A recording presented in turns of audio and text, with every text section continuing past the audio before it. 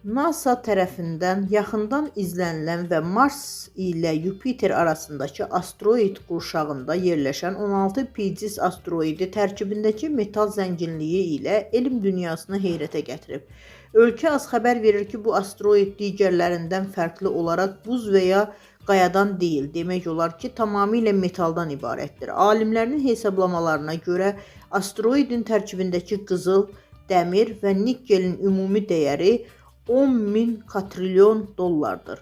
Müqayisə üçün qeyd edək ki, bu məbləğ bütün dünya iqtisadiyyatının cəmindən dəfələrlə çoxdur.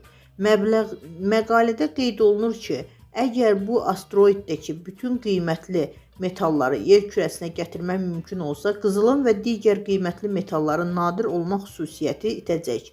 Bu isə qızılın qiymətinin kəskin ucuzlaşaraq zibil səviyyəsinə düşməsi və dünya maliyyə sisteminin çökməsi deməkdir. NASA artıq bu metal dünyanı araşdırmağı üçün Pegasus missiyasını işə salıb.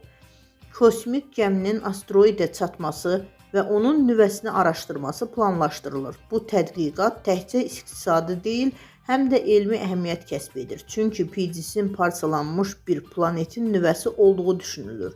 Asteroiddəki sərvətin dəyəri astronomik olsa da, hazırki texnologiya ilə həmin metalları yerə gətirmək və emal etmək hələlik qeyri-mümkündür.